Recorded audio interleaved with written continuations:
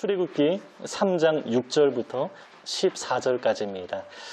말씀이 오늘은 조금 긴데요. 우리 한 절씩 좀 교독하도록 하겠습니다. 출애굽기 3장 6절에서 14절까지입니다. 제가 먼저 읽겠습니다. 또 이르시되 나는 내 조상의 하나님이니 아브라함의 하나님, 이삭의 하나님, 야곱의 하나님이니라. 모세가 하나님 배웁기를 두려워하여 얼굴을 가리매.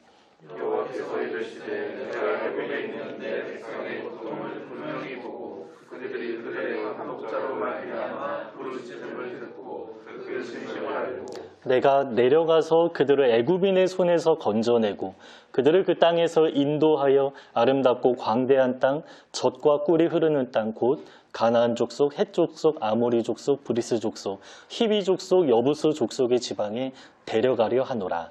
이제 나라 이스라엘 자손의 부르짖음이 내게 달하고 애굽 사람이 그들을 괴롭히는 한때도 내가 보았으니 이제 내가 너를 바로에게 보내어 너에게 내 백성 이스라엘 자손을 애굽에서 인도하여 내게 하리라. 모세가 하나님께 아뢰되 내가 누구이기에 바로에게 가며 이스라엘 자손을 애굽에서 인도하여 내리이까. 하나님이 이르시되 내가 반드시 너와 함께 있으리라. 내가 그 백성을 애굽에서 인도하여 낸 후에 너희가 이 산에서 하나님을 섬기리니 이것이 내가 너를 보낸 증거니라. 모세가 하나님께 아뢰되 내가 이스라엘 자손에게 가서 이르기를 너희의 조상의 하나님이 나를 너희에게 보내셨다 하면 그들이 내게 묻기를 그의 이름이 무엇이냐 하니 내가 무엇이라고 그들에게 말하리까. 함께 읽겠습니다. 하나님이 모세에게 이르시되 나는 스스로 있는 자이니라. 또 이르시되 너는 이스라엘 자손에게 이와 같이 이르기를 스스로 있는 자가 나를 너희에게 보냈다 하라. 아멘. 오늘 본문은 하나님의 말씀으로 가득 채워져 있습니다. 1장과 2장에서는 430년의 기간 동안 하나님이 나타나지 않으셨지만 이제 하나님이 나타나셔서 본물이 터지듯 말씀하는 내용이 오늘 본문에 계속 나옵니다. 그런데 이 긴 내용을 아주 짧게 요약하면요. 하나님이 직접 이 땅에 내려오셔서 우리를 인도하시겠다라는 것입니다. 그런데 여기 아주 중요한 두 가지 동사가 있는데요. 내려오다, 인도하다라는 단어입니다. 한글 번역으로는 그 대비가 잘 느껴지지 않는데 원어를 보면 발음이 비슷합니다. 야라드, 아라인데요. 발음이 비슷할 뿐만 아니라 사실 내용도 대비됩니다. 내려오다에 해당하는 그 야라드는 내려오다라는 뜻이 맞고요. 인도하다에 해당하는 그 히브리어 아라는 사실 올라가다라는 뜻이 있습니다. 그래서 직역하면 이렇습니다. 하나님이 애굽에 내려오셔서 가나안으로 이스라엘 백성을 올려주겠다라는 의미입니다. 아마 히브리어를 잘 이해하는 독자들은 이 두 단어의 대비를 잘 느꼈을 것입니다. 이처럼 하나님은 내려오셔서 우리를 올려주시는 분이십니다. 예수님이 직접 그 모습을 우리에게 보여주셨죠. 예수님은 친히 인간의 모습으로 이 땅에 내려오셨습니다. 그리고 우리를 하늘로 올려주실 것입니다. 그런데 내려오셔서 바로 우리를 올려주시면 좋겠는데 그렇지 않죠. 중간에 어떤 과정이 있습니다. 그래서 우리가 하늘로 올라가기 전에 아직은 이 땅에서 살아가고 있습니다. 출애굽기 백성도 마찬가지였죠. 하나님이 내려오셔서 출애굽한 이후에 바로 가나안으로 올라가는 것이 아니었습니다. 중간에 광야 40년의 과정이 있었죠. 그래서 우리도 광야 같은 이 세상을 지금 살아가고 있는 것입니다. 그런데 이 세상을 살아가는 동안 하나님은 우리를 그냥 내버려 두지 않으십니다. 그 과정에 아주 중요한 약속이 있는데요. 그것이 바로 반드시 내가 너와 함께 하겠다라는 약속입니다. 오늘 본문 12절에 내가 반드시 너와 함께 있으리라 라고 약속하셨는데요. 예수님도 우리에게 약속하셨죠. 볼지어다 세상 끝날까지 내가 너와 항상 함께 하리라 똑같은 약속을 주셨습니다. 그래서 우리가 이 약속을 받고 광야 같은 이 세상을 살아가는 것입니다. 제가 약 2주 전에 기독교 영화 하나를 봤는데요. 용기라는 영화입니다. 이 영화에는 딸아이를 잃어버린 아버지가 나오는데요. 그 아버지가 한동안 너무 고통스러워하다가 교회 목사님과 상담하는데 그 목사님이 나타나서 말씀하는 두 문장이 이렇습니다. 하나님은 우리에게 모든 것을 설명해 주겠다고 약속하신 적이 없습니다. 그러나 약속하신 것이 있는데 내가 너와 함께 하겠다고 약속하셨습니다. 이 이야기를 들은 주인공은 모든 상황을 다 이해할 수 없었지만 하나님이 함께 하신다라는 그 약속 때문에 새롭게 다짐하면서 남겨진 삶을 살아갈 만한 힘을 얻게 되었습니다. 여러분, 우리도 마찬가지입니다. 내가 너와 함께 하리라. 너무 귀한 약속인데요. 또 너무 많이 들어온 말씀이기 때문에 우리 마음에 그렇게 큰 감흥이 안 올 때도 있습니다. 하지만 이 약속이 우리 마음 가운데 실제로 믿어진다면 정말 우리에게 아주 큰 힘이 되는 말씀입니다. 지난주 수요일에 성경부 하다가 나눈 이야기인데요. 히브리서 2장에 이런 내용이 있습니다. 하나님이신 예수님이 우리와 똑같은 혈과 육으로 이 땅에 오셔서 우리와 똑같은 시험을 다 받으시고 우리와 함께 하시면서 시험 받는 자들을 능히 도우신다라고 하십니다. 정말 은혜로운 내용이죠. 그런데 이 말씀을 대하는데요. 말씀이 너무 놀라우니까 잘 믿어지지 않는다라는 것입니다. 그러나 교회에서는 아멘, 내가 믿습니다라고 바로 반응하기로 요구하죠. 그러나 우리가 정말 솔직하게 말하면 너무 놀라운 말씀이기 때문에 이 말씀을 있는 그대로 정말 진지하게 받아들일 때 가장 먼저 나오는 반응이 무엇입니까? 믿을 수가 없다라는 것입니다. 믿지 못하겠다라는 것이 아니라 믿어지지 않을 정도로 그만큼 우리에게 너무나 놀라운 약속의 말씀이다라는 것입니다. 조금 흔한 비유긴 하지만 한번 좀 생각해 보면 좋겠습니다.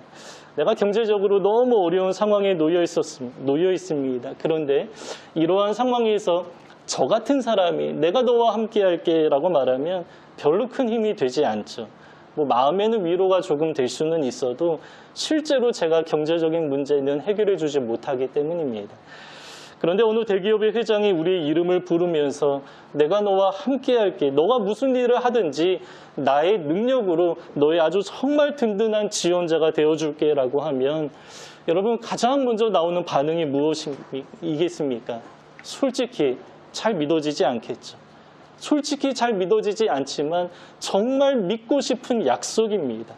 그래서 물어볼 것입니다. 내가 누구인데 왜 나에게 이러한 약속을 하십니까? 정말 소망이 되는 약속이지만 잘 믿어지지 않으니까 재차 물어보는 것입니다. 오늘 본문에서 모세가 그렇게 반응하고 있습니다. 내가 누구이기에 하나님이 나와 함께 하신다라고 말씀하시고 내가 누구이기에 출애굽을 이끌 만한 사람이 되겠습니까? 라고 질문하죠. 그러나 하나님이 이 질문에 뭐라고 답하십니까? 너가 누구인지는 중요하지 않다. 내가 할 것이다. 반드시 내가 너와 함께 하리라 말씀하시죠. 그리고 또 한 가지 질문이 나오게 됩니다. 그러면 나와 함께 하시는 하나님은 누구십니까? 라고 질문합니다. 그런데 모세는 하나님을 누군지 모를 리가 없습니다. 40년 전에 언약을 기억하면서 쿠데타를 일으켰고요. 자기 아들의 이름을 짓는데 창세기 15장 언약의 내용을 따서 게르솜이라고 지었습니다. 그리고 하나님은 이미 오늘 본문 6절에서 자기를 밝히셨죠. 나는 조상들의 하나님이다. 아브라함의 하나님, 이삭의 하나님, 야곱의 하나님이십니다. 그러니까 조상들에게 약속하신 그 언약의 하나님이다. 이미 밝히신 것입니다. 그런데 모세가 다시 한번 당신이 누구십니까? 라고 물어보죠. 모세가 몰라서 물어보는 것이 아닙니다. 누가 몰라서 물어보는 것입니까?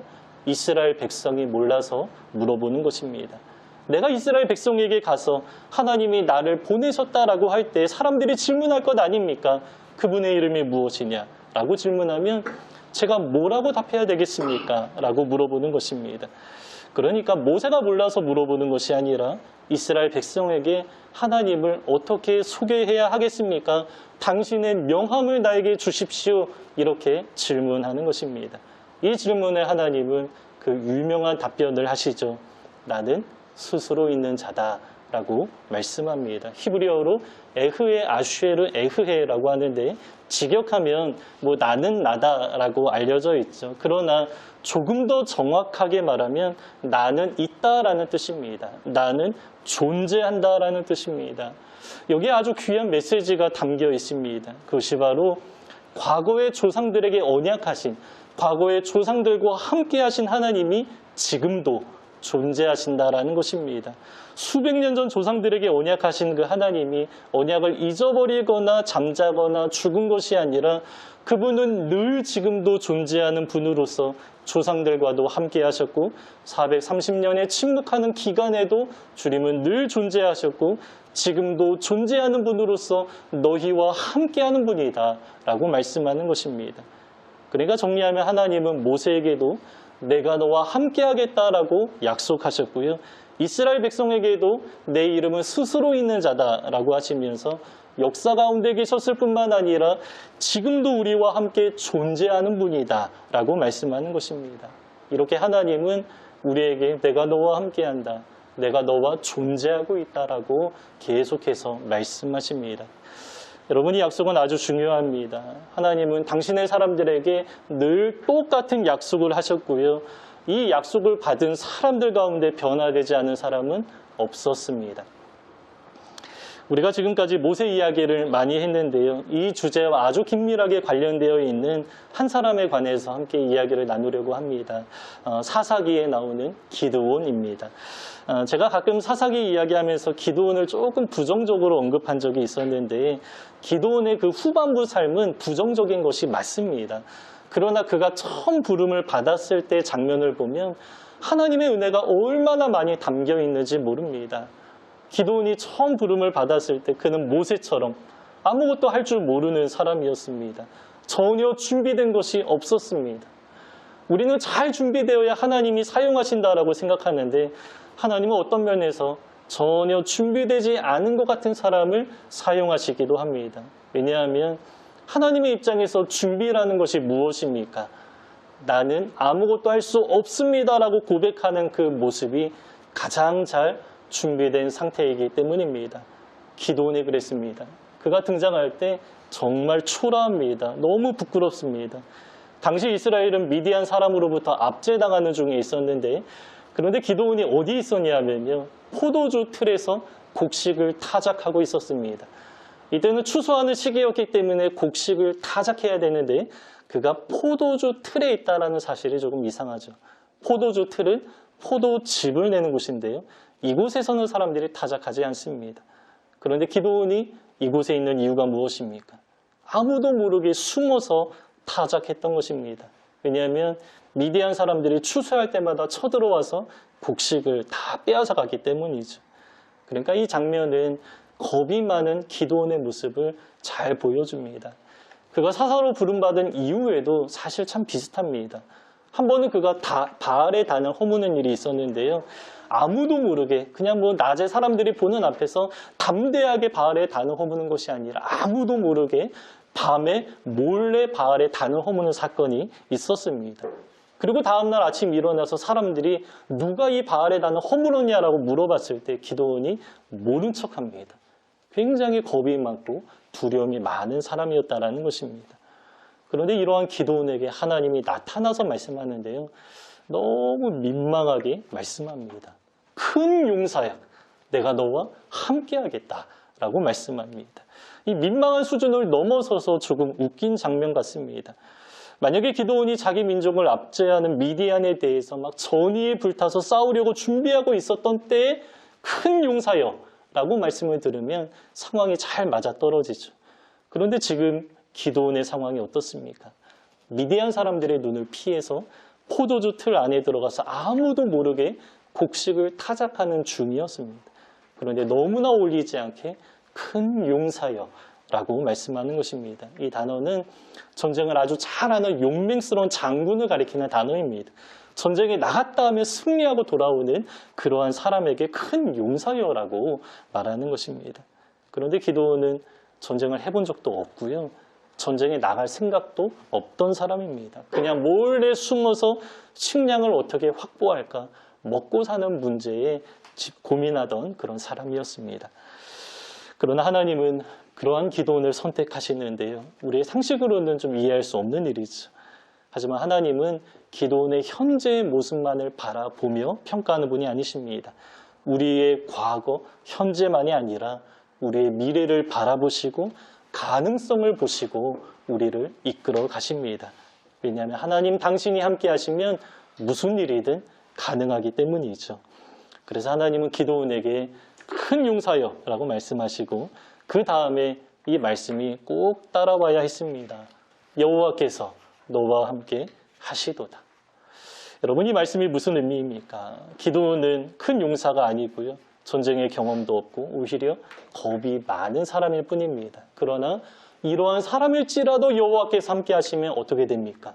큰 용사로서 하나님이 귀하게 사용하신다라는 것입니다.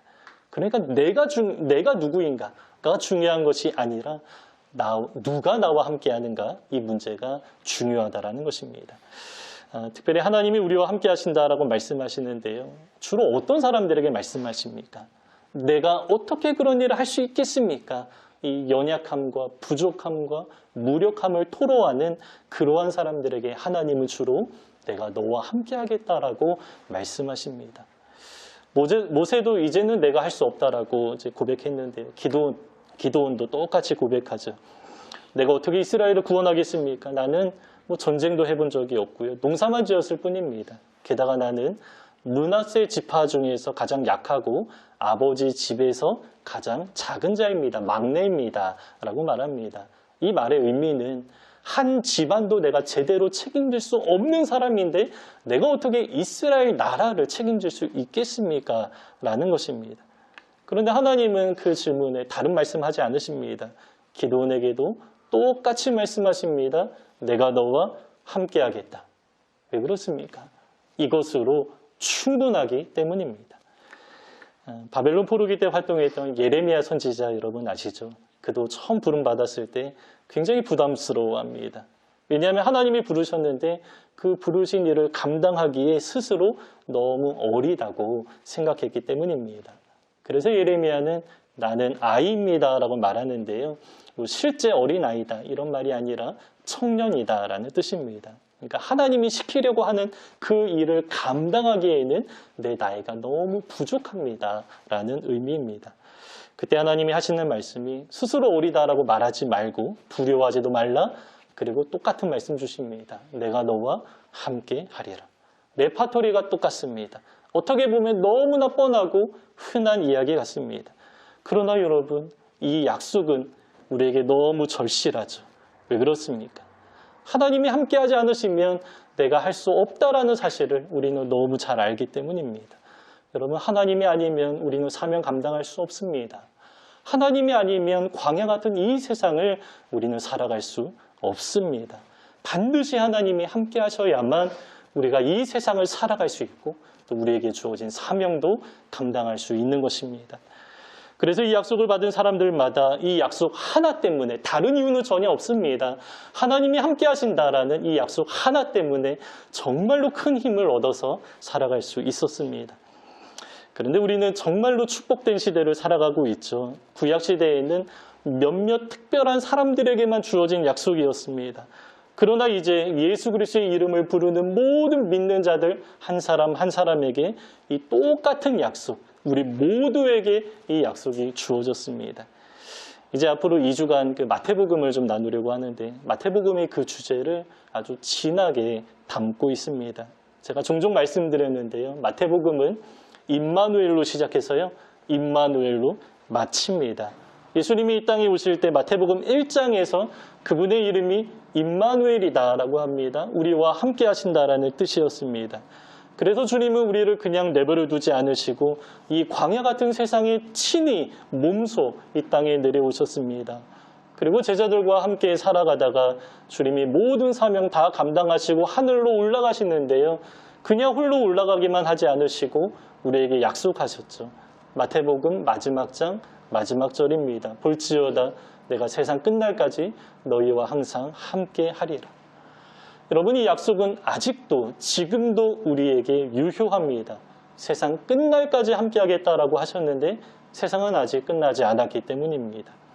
그리고 우리가 믿는 그 하나님은 스스로 계신 분입니다.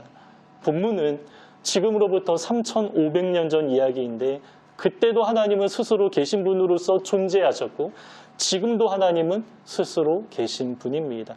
과거에도 존재하셨고 지금도 우리와 함께 하시고 영원까지 존재하는 분이십니다.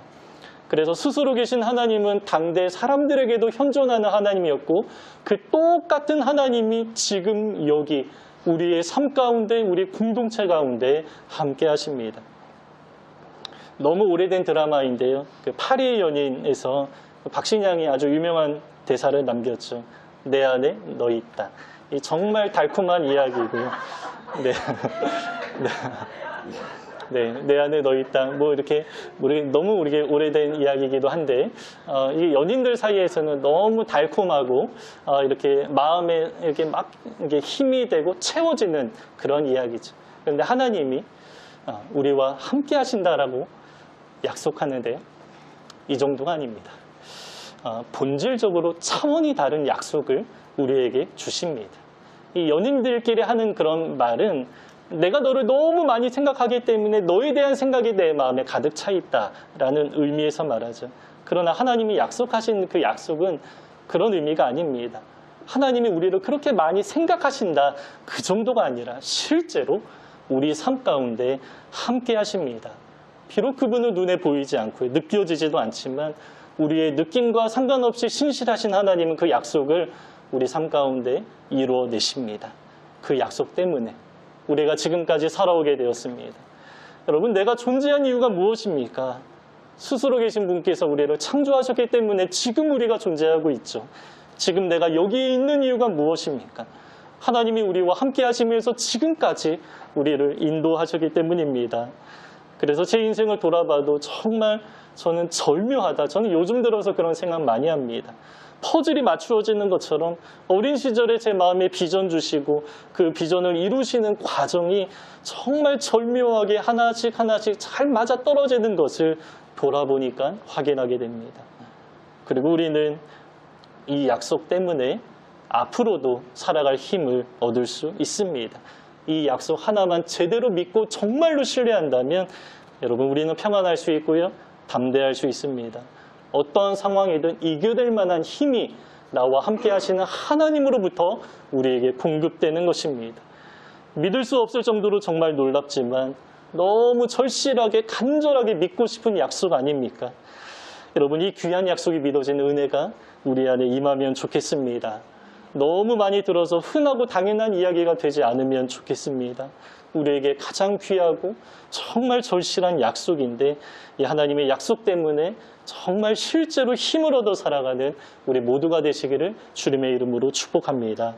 오늘 본문 다시 한번 읽고 설교 마치겠습니다. 우리 6절부터 14절까지 우리 한 목소리로 함께 읽겠습니다. 또 이르시되 나는 내 조상의 하나님이니 아브라함의 하나님, 이삭의 하나님, 야곱의 하나님이니라.